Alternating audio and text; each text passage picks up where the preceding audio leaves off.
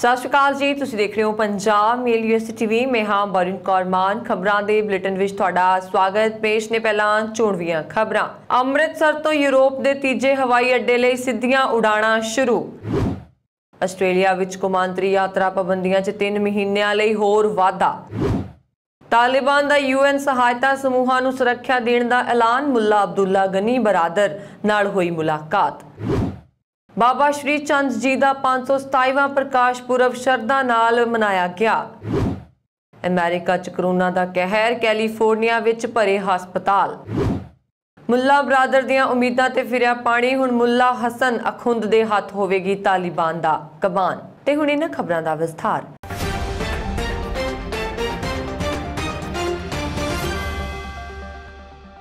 UK ਦੇ London Heathrow ਅਤੇ Birmingham ਹਵਾਈ ਅੱਡੇ ਲਈ ਸਿੱਧੀਆਂ ਉਡਾਣਾਂ ਨਾਲ ਜੁੜਨ ਤੋਂ ਬਾਅਦ ਸ਼੍ਰੀ ਗੁਰੂ ਰਾਮਦਾਸ ਜੀ ਅੰਤਰਰਾਸ਼ਟਰੀ ਹਵਾਈ ਅੱਡਾ ਅੰਮ੍ਰਿਤਸਰ ਹੁਣ 에ਅਰ ਇੰਡੀਆ ਦੁਆਰਾ ਯੂਰਪ ਦੇ ਤੀਜੇ ਹਵਾਈ ਅੱਡੇ ਲਈ ਸਿੱਧੀਆਂ ਉਡਾਣਾਂ ਨਾਲ ਜੁੜਨ ਜਾ ਰਿਹਾ ਹੈ। ਇਸ ਸੰਬੰਧੀ ਪ੍ਰੈਸ ਨੂੰ ਜਾਰੀ ਇੱਕ ਬਿਆਨ ਵਿੱਚ ਫਲਾਈ ਅੰਮ੍ਰਿਤਸਰ ਇਨੀਸ਼ੀਏਟਿਵ ਦੇ ਗਲੋਬਲ ਕਨਵੀਨਰ ਅਤੇ ਸਮਾਜ ਸੇਵੀ ਸੰਸਥਾ ਅੰਮ੍ਰਿਤਸਰ ਵਿਕਾਸ ਮੰਚ ਦੇ ਓਵਰਸੀਜ਼ ਸਕੱਤਰ ਸਮੀਪ ਸਿੰਘ ਗੁਮਟਾਲਾ ਨੇ ਦੱਸਿਆ ਕਿ ਯੂਕੇ ਤੋਂ ਬਾਅਦ ਹੁਣ ਇਟਲੀ ਵਿੱਚ ਵਸਦੇ ਭਾਈਚਾਰੇ ਲਈ ਚੰਗੀ ਖਬਰ ਹੈ। 에ਅਰ ਇੰਡੀਆ ਵੱਲੋਂ 8 ਸਤੰਬਰ ਤੋਂ ਵਿਸ਼ਵ ਦੇ ਇਤਿਹਾਸਕ ਸ਼ਹਿਰਾਂ ਅੰਮ੍ਰਿਤਸਰ ਅਤੇ ਰੋਮ ਵਿਚਕਾਰ ਹਰ ਹਫ਼ਤੇ ਵਿੱਚ ਇੱਕ ਸਿੱਧੀ ਉਡਾਣ ਮੁੜ ਸ਼ੁਰੂ ਕਰ ਰਹੀ ਹੈ। 에ਅਰ ਇੰਡੀਆ ਦੀ ਉਡਾਣ AIE 123 ਹਰ ਬੁੱਧਵਾਰ ਨੂੰ ਅੰਮ੍ਰਿਤਸਰ ਤੋਂ ਦੁਪਹਿਰ 3:55 ਤੇ ਉਡਾਣ ਭਰੇਗੀ ਅਤੇ ਉਸਦੇ ਦਿਨ ਰਾਤ ਨੂੰ ਸਥਾਨਕ ਸਮੇਂ ਅਨੁਸਾਰ ਰਾਤ ਨੂੰ 8:20 ਤੇ ਰੋਮ ਪਹੁੰਚੇਗੀ। ਵਾਪਸੀ ਦੀ ਉਡਾਣ AIE 122 ਅਗਲੇ ਦਿਨ AIE 122 ਅਗਲੇ ਦਿਨ ਵੀਰਵਾਰ ਨੂੰ ਸ਼ਾਮ 7 ਵਜੇ ਰੋਮ ਤੋਂ ਰਵਾਨਾ ਹੋਵੇਗੀ ਅਤੇ ਸ਼ੁੱਕਰਵਾਰ ਸਵੇਰੇ 5:35 ਤੇ ਅੰਮ੍ਰਿਤਸਰ ਪਹੁੰਚੇਗੀ। 에ਅਰ ਇੰਡੀਆ ਇਸ ਰੂਟ ਤੇ ਬੋਇੰਗ 787 ਡ੍ਰੀਮਲਾਈਨ ਜਹਾਜ਼ ਦੀ ਵਰਤੋਂ ਕਰੇਗੀ। ਇਨ੍ਹਾਂ ਉਡਾਣਾਂ ਦੀ ਬੁਕਿੰਗ 에ਅਰ ਇੰਡੀਆ ਦੀ ਵੈਬਸਾਈਟ ਤੇ 28 ਅਕਤੂਬਰ ਤੱਕ ਲਈ ਉਪਲਬਧ ਹੈ। ਗੁਮਟਾਲਾ ਨੇ ਦੱਸਿਆ ਕਿ ਯੂਕੇ ਦੀ ਸਰਕਾਰ ਦੇ ਫੈਸਲੇ ਤੋਂ ਬਾਅਦ ਹੁਣ ਇਟਲੀ ਦੀ ਸਰਕਾਰ ਵੱਲੋਂ ਭਾਰਤ ਤੋਂ ਆਉਣ ਵਾਲੇ ਯਾਤਰੀਆਂ ਤੇ ਪਾਬੰਦੀਆਂ ਤੋਂ ਛੋਟ ਨਾਲ 에ਅਰ ਇੰਡੀਆ ਵੱਲੋਂ ਹੁਣ ਇਸ ਸਿੱਧੀ ਉਡਾਣ ਨੂੰ ਮੁੜ ਸ਼ੁਰੂ ਕੀਤਾ ਜਾ ਰਿਹਾ। ਉਹਨਾਂ ਨੇ ਕਿਹਾ ਕਿ ਅਪ੍ਰੈਲ 2021 ਦੇ ਅਖੀਰ ਵਿੱਚ ਭਾਰਤ ਵਿੱਚ ਕਰੋਨਾ ਦੇ ਮਰੀਜ਼ਾਂ ਦੀ ਗਿਣਤੀ ਵਿੱਚ ਵਾਧੇ ਕਾਰਨ ਇਟਲੀ ਸਰਕਾਰ ਦੁਆਰਾ ਸਿੱਧੀਆਂ ਉਡਾਣਾਂ ਤੇ ਆਉਣ ਵਾਲੇ ਯਾਤਰੀਆਂ ਉੱਪਰ ਪਾਬੰਦੀ ਲਾਉਣ ਦੇ ਫੈਸਲੇ ਕਾਰਨ ਭਾਰਤ ਵਿੱਚ ਫਸੇ ਹਜ਼ਾਰਾਂ ਪੰਜਾਬੀ ਭਾਈਚਾਰੇ ਦੇ ਇਟਲੀ ਵਾਸੀਆਂ ਲਈ ਇਹ ਵੱਡੀ ਰਾਹਤ ਹੈ। ਆਸਟ੍ਰੇਲੀਆਈ ਸੰਘੀ ਸਰਕਾਰ ਨੇ ਕੌਮਾਂਤਰੀ ਯਾਤਰਾ ਪਾਬੰਦੀ ਨੂੰ 3 ਮਹੀਨਿਆਂ ਲਈ ਹੋਰ ਵਧਾ ਦਿੱਤਾ, ਜਿਸ ਨਾਲ ਜ਼ਿਆਦਾਤਰ ਆਸਟ੍ਰੇਲੀਆਈ ਨਾਗਰਿਕਾਂ ਅਤੇ ਸਥਾਈ ਨਿਵਾਸੀਆਂ ਨੂੰ 17 ਦਸੰਬਰ ਤੱਕ ਵਿਦੇਸ਼ਾਂ ਵਿੱਚ ਘੁੰਮਣ ਤੋਂ ਰੋਕਿਆ ਜਾ ਸਕੇਗਾ। ਹਾਲਾਂਕਿ ਨਿਯਮ ਦੇ ਕੁਝ ਅਪਵਾਦ ਅਜੇ ਵੀ ਬਾਕੀ ਨੇ। ਇਹ ਤਤਕਾਲੀਨ ਮਿਆਦ ਜੋ 18 ਮਾਰਚ 2020 ਤੋਂ ਲਾਗੂ ਹੈ ਦੀ ਮਿਆਦ 17 ਸਤੰਬਰ ਨੂੰ ਖਤਮ ਹੋਣੀ ਸੀ, ਪਰ ਹੁਣ 17 ਦਸੰਬਰ ਤੱਕ ਜਾਰੀ ਰਹੇਗੀ। ਫੈਡਰਲ ਸਿਹਤ ਮੰਤਰੀ ਗ੍ਰੇਗ ਹੰਟ ਨੇ ਕਿਹਾ ਕਿ ਵਿਸ਼ਵ ਵਿਆਪੀ ਕੋਵਿਡ-19 ਸਥਿਤੀ ਦੇ ਜਵਾਬ ਵਿੱਚ ਜੀਵ ਸੁਰੱਖਿਆ ਦੀ ਮਿਆਦ ਵਧਾ ਦਿੱਤੀ ਗਈ ਹੈ, ਜੋ ਕਿ ਜਨਤਕ ਸਿਹਤ ਲਈ ਖਤਰਾ ਬਣਿਆ ਹੋਇਆ ਹੈ। ਬਿਆਨ ਵਿੱਚ ਕਿਹਾ ਗਿਆ ਹੈ ਕਿ ਇਹ ਘੋਸ਼ਣਾ ਇਹ ਨਿਸ਼ਚਿਤ ਕਰਦੀ ਹੈ ਕਿ ਸਰਕਾਰ ਕੋਲ ਕੋਵਿਡ-19 ਨੂੰ ਰੋਕਣ ਅਤੇ ਕੰਟਰੋਲ ਕਰਨ ਲਈ ਕੋਈ ਲੋੜੀਂਦੇ ਉਪਾਅ ਕਰਨ ਦੀਆਂ ਸ਼ਕਤੀਆਂ ਹਨ। ਦੱਸਣਯੋਗ ਹੈ ਕਿ ਬਹੁਤ ਸਾਰੇ ਭਾਰਤੀ ਆਸਟ੍ਰੇਲੀਆਈ ਪਰਿਵਾਰ ਜੋ ਆਪਣੇ ਅਜ਼ੀਜ਼ਾਂ ਨੂੰ ਮਿਲਣ ਲਈ ਬੇਤਾਬ ਹਨ, ਇਹਨਾਂ ਨਵੇਂ ਸਰਕਾਰੀ ਹੁਕਮਾਂ ਤੋਂ ਬਾਅਦ ਨਿਰਾਸ਼ਾ ਵਿੱਚ ਘਿਰੇ ਦਿਖ ਰਹੇ ਨੇ। ਬਹੁਤ ਆਪਣੇ ਬਿਮਾਰ ਮਾਪਿਆਂ ਨੂੰ ਵੇਖਣ ਲਈ, ਉਹਨਾਂ ਦੀਆਂ ਅੰਤਮ ਰਸਮਾਂ ਲਈ ਅਤੇ ਸਮੇਂ ਸਿਰ ਘਰ ਬਣਾਉਣ ਆਦਿ ਲਈ ਭਾਰਤ ਦਾ ਰਾਹ ਤੱਕ ਰਹੇ ਨੇ। ਤਾਲਿਬਾਨ ਸੰਯੁਕਤ ਰਾਸ਼ਟਰ ਮਾਨਵਤਾਵਾਦੀ ਸਹਾਇਤਾ ਸਮੂਹਾਂ ਨੂੰ ਪੂਰੀ ਸੁਰੱਖਿਆ ਪ੍ਰਦਾਨ ਕਰੇਗਾ। ਇਹ ਵਾਅਦਾ ਤਾਲਿਬਾਨ ਨੇਤਾਵਾਂ ਨੇ ਸੰਯੁਕਤ ਰਾਸ਼ਟਰ ਦੇ ਪ੍ਰਤੀਨਿਧੀ ਨਾਲ ਕੀਤਾ। ਇਸ ਭਰੋਸੇ ਦੇ ਬਾਅਦ ਸੰਯੁਕਤ ਰਾਸ਼ਟਰ ਨੇ ਅਫਗਾਨਿਸਤਾਨ ਵਿੱਚ ਮਦਦ ਲਈ ਆਪਣੀ ਵਚਨਬੱਧਤਾ ਨੂੰ ਦੁਹਰਾਇਆ। ਸੰਯੁਕਤ ਰਾਸ਼ਟਰ ਦੇ ਜਨਰਲ ਸਕੱਤਰ ਐਂਟੋਨੀਓ ਗੁਟਰੇਸ ਨੇ ਬੁਲਾਰੇ ਸਟੀਫਨ ਦੁਜਾਰਿਕ ਨੇ ਦੱਸਿਆ ਕਿ ਕਾਬੁਲ ਵਿੱਚ ਮਨੁੱਖੀ ਸਹਾਇਤਾ ਲਈ ਸੰਯੁਕਤ ਰਾਸ਼ਟਰ ਦੇ ਅੰਡਰ ਸੈਕਟਰੀ ਜਨਰਲ ਮਾਰਟਿਨ ਗ੍ਰਿਫਥਿਸ ਨੇ ਤਾਲਿਬਾਨ ਨੇਤਾ ਮੁੱਲਾ ਅਬਦੁੱਲਾ ਗਨੀ ਬਰਾਦਰ ਨਾਲ ਮੁਲਾਕਾਤ ਕੀਤੀ। ਮੀਟਿੰਗ ਦੌਰਾਨ ਗ੍ਰਿਫਿਥਸ ਨੇ ਇਸ ਗੱਲ ਤੇ ਜ਼ੋਰ ਦਿੱਤਾ ਕਿ ਮਨੁੱਖੀ ਸਹਾਇਤਾ ਸਮੂਹਾਂ ਵਿੱਚ ਪੁਰਸ਼ ਅਤੇ ਔਰਤਾਂ ਬਰਾਬਰ ਯੋਗਦਾਨ ਪਾਉਂਦੇ ਨੇ। ਅਜਿਹੀ ਸਥਿਤੀ ਵਿੱਚ ਤਾਲਿਬਾਨ ਨੂੰ ਸਾਰੇ ਨਾਗਰਿਕਾਂ, ਔਰਤਾਂ ਅਤੇ ਘੱਟ ਗਿਣਤੀਆਂ ਨੂੰ ਸੁਰੱਖਿਆ ਪ੍ਰਦਾਨ ਕਰਨੀ ਚਾਹੀਦੀ ਹੈ। ਅਧਿਕਾਰੀਆਂ ਨੇ ਬਾਅਦ ਵਿੱਚ ਕਿਹਾ ਕਿ ਮਾਨਵਤਾਵਾਦੀ ਸਹਾਇਤਾ ਪ੍ਰਦਾਨ ਕਰਨ ਵਾਲੇ ਕਰਮਚਾਰੀਆਂ ਨੂੰ ਪੂਰੀ ਸੁਰੱਖਿਆ ਦਿੱਤੀ ਜਾਵੇਗੀ। ANI ਦੇ ਅਨੁਸਾਰ ਤਾਲਿਬਾਨ ਨੇਤਾਵਾਂ ਨਾਲ ਮੁਲਾਕਾਤ ਦੇ ਬਾਅਦ ਸੰਯੁਕਤ ਰਾਸ਼ਟਰ ਦੇ ਮਨੁੱਖੀ ਮਾਮਲਿਆਂ ਦੇ ਅੰਡਰ ਜਨਰਲ ਸਕੱਤਰ ਮਾਰਟਿਨ ਗ੍ਰਿਫਿਥਸ ਨੇ ਕਿਹਾ ਕਿ ਅਫਗਾਨਿਸਤਾਨ ਵਿੱਚ ਉਹਨਾਂ ਦੀ ਸਹਾਇਤਾ ਜਾਰੀ ਰਹੇਗੀ। ਤਾਲਿਬਾਨ ਨੇ ਆਪਣੇ ਹਰ ਕਰਮਚਾਰੀ ਦੀ ਸੁਰੱਖਿਆ ਦਾ ਭਰੋਸਾ ਦਿੱਤਾ, ਚਾਹੇ ਉਹ ਔਰਤਾਂ ਹੋਣ ਜਾਂ ਮਰਦ। ਸੰਯੁਕਤ ਰਾਸ਼ਟਰ ਦੇ ਸਕੱਤਰ ਜਨਰਲ ਐਂਟੋਨੀਓ ਗੁਟਰੇਸ ਅਫਗਾਨਿਸਤਾਨ ਦੇ ਮਾਨਵਤਾਵਾਦੀ ਮੁੱਦਿਆਂ ਤੇ 13 ਸਤੰਬਰ ਨੂੰ ਉੱਚ ਪੱਧਰੀ ਮੀਟਿੰਗ ਵੀ ਬੁਲਾ ਰਹੇ ਨੇ। ਧੰਨ ਧੰਨ ਸ੍ਰੀ ਗੁਰੂ ਗ੍ਰੰਥ ਸਾਹਿਬ ਜੀ ਦੇ ਓਟ ਆਸਰੇ ਨਾਲ ਉਦਾਸੀ ਸੰਪਰਦਾ ਦੇ ਬਾਨੀ ਬਾਬਾ ਸ਼੍ਰੀ ਚੰਦ ਜੀ ਦਾ 527ਵਾਂ ਪ੍ਰਕਾਸ਼ ਪੁਰਬ ਗੁਰਦੁਆਰਾ ਸਾਹਿਬ ਐਲ ਸੰਬਰਾਂਟੇ ਵਿਖੇ ਬੜੀ ਸ਼ਰਧਾ ਅਤੇ ਉਤਸ਼ਾਹ ਨਾਲ ਮਨਾਇਆ ਗਿਆ।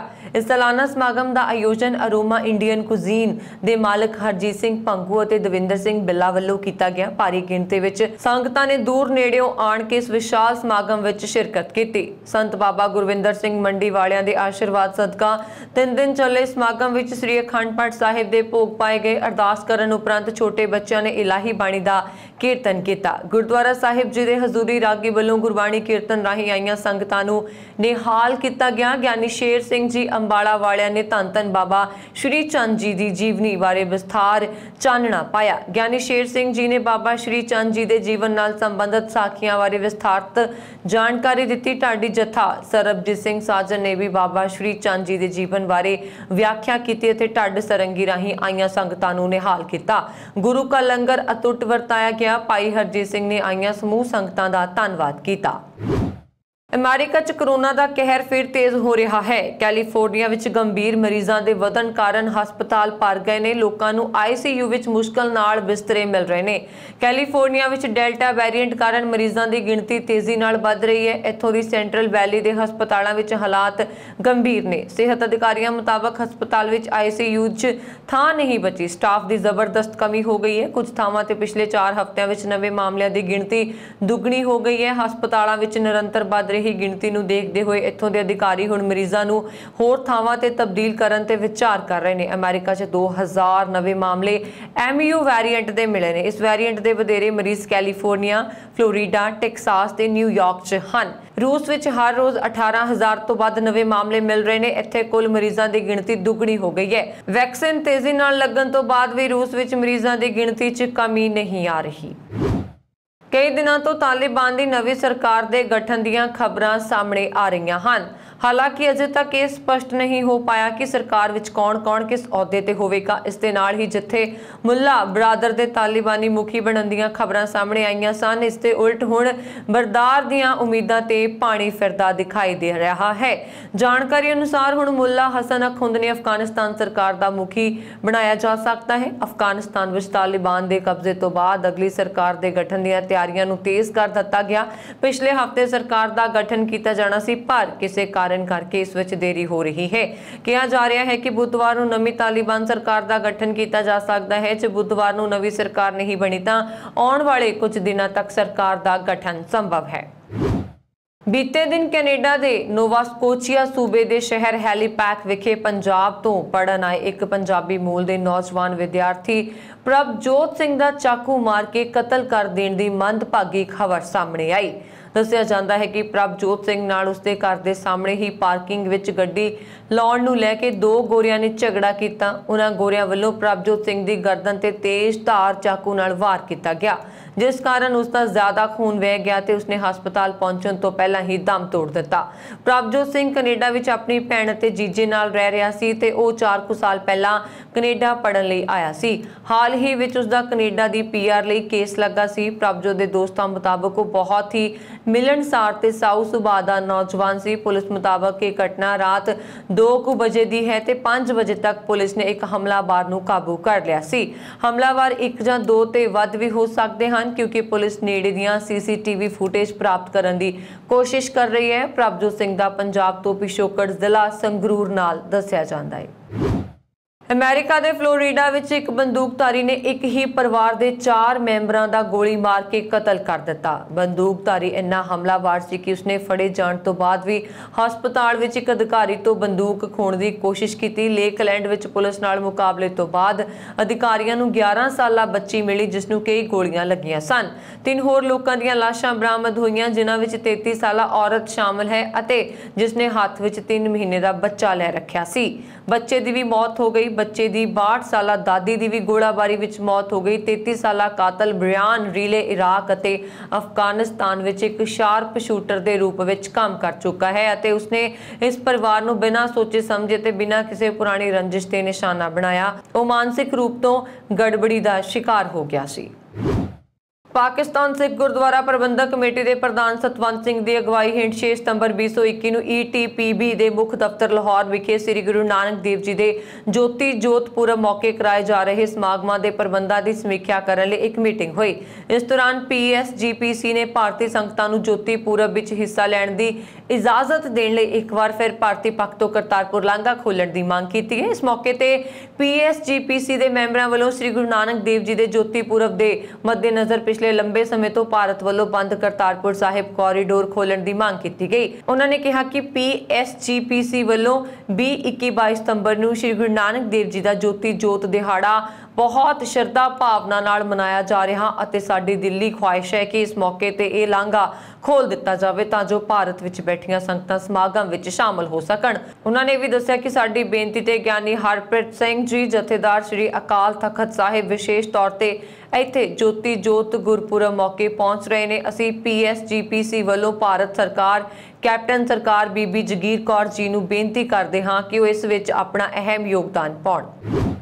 एयर इंडिया की दिल्ली लंडन उड़ान सोमवार नूं दोपहर 2 वजे इत्थे दे अंतरराष्ट्रीय हवाई अड्डे तो रवाना होने वाली सी, पर बिजनेस क्लास विच कीड़ियां दे भौण मिलण तो बाद इस उड़ान विच 3 घंटे की देरी हो गई। ये जानकारी सूत्रों वालों दी गई। दस्सिया जा रहा है कि AI 111 उड़ान दिल्ली हवाई अड्डे तो अपने निश्चित समय तो 3 घंटे की देरी नाल शाम 5 वजे रवाना हुई। सूत्रों ने दस्सिया कि जहाज दे उड़ान भरन तो ठीक पहला बिजनेस क्लास विच कीड़ियां मिलियां। National aeronautics and space administration नूं मंगल ग्रह ते वड्डी कामयाबी मिली। नासा दे प्रिजर्वेंस रोवर ने मंगल ग्रह दी चट्टान दे पहले नमूने नूं इकट्ठा कर लिया। प्रिजर्वेंस रोवर ने सोमवार नूं ज़ीरो नां दे क्रेटर तो पेंसिल की चौड़ाई के बराबर का सैंपल ले लिया। चट्टान के नमूने नूं एयरटाइट टाइटेनियम ट्यूब विच रखा गया। दक्षिणी कैलीफोर्निया विच नासा की जैट प्रोपल्शन लैबोरेटरी ने इस ऐतिहासिक दस्सिया है।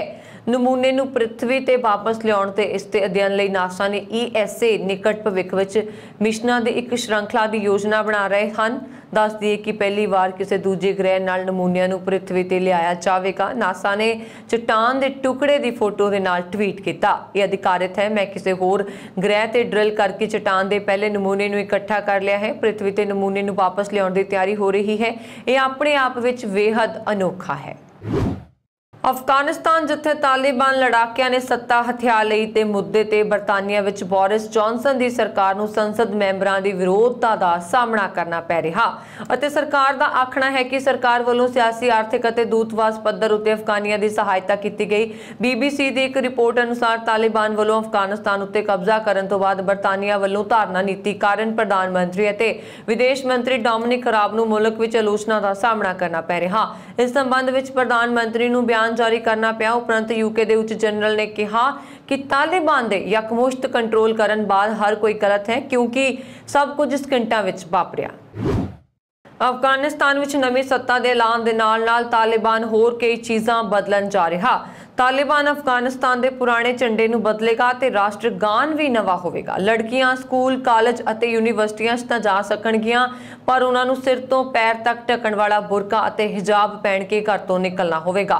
तालिबान के बुलारे ज़बीहुल्लाह मुजाहिद ने सोमवार नूं मीडिया नूं संबोधन करते हुए कहा कि अगली सरकार अफगानिस्तान के झंडे अते राष्ट्रगान ते फैसला करेगी। उन्होंने यह भी कहा कि तालिबान प्रशासन सरकारी मुलाजमां नूं तनख्वाह भी देवेगा। तालिबान के सह संस्थापक मुल्ला बरादर नूं अफगानिस्तान विच तालिबान सरकार के नेता के रूप में दसे जाण दीआं खबरां विचाले ज़बीहुल्लाह ने कहा कि मुल्ला हिबातुल्ला अखदुनजादा जिउंदा है अते जल्दी ही जनतक तौर पर सामने आएगा। तालिबान बुलारे ने कहा कि पंजशीर घाटी विच तालिबान नाल संघर्ष विच नैशनल रेजिस्टेंस फोर्स के बुलारे फहीम दस्ती कमांडर गुल हैदर अते जनरल जरात विचाले एक अंदरूनी विवाद विच मारिया गया, तालिबान के हमले विच नहीं।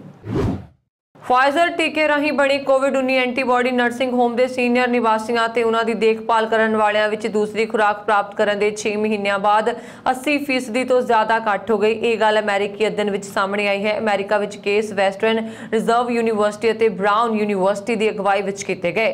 अध्ययन विच नर्सिंग होम के 120 निवासियों अते 92 सेहत देखभाल मुलाजमां के खून के नमूनिਆਂ का अध्ययन किया गया। अध्ययनकर्तावां ने विशेष तौर पर ह्यूमोडुलर इम्यूनिटी नूं देखा जिसनूं एंटीबॉडी मैडिएट इम्यूनिटी भी कहा जाता है तां जो SARS-CoV 2 ਵਾਇਰਸ ਦੇ ਖਿਲਾਫ ਸਰੀਰ ਦੀ ਸੁਰੱਖਿਆ ਨੂੰ ਮਾਪਿਆ ਜਾ ਸਕੇ, ਜਿਸ ਨਾਲ ਕੋਵਿਡ-19 ਹੁੰਦਾ ਹੈ। ਅਧਿਐਨ ਵਿੱਚ ਵਿਸ਼ੇਸ਼ ਤੌਰ ਤੇ ਬਜ਼ੁਰਗਾਂ ਲਈ ਬੂਸਟਰ ਖੁਰਾਕ ਲੈਣ ਦੀ ਸਿਫਾਰਿਸ਼ ਕੀਤੀ ਗਈ।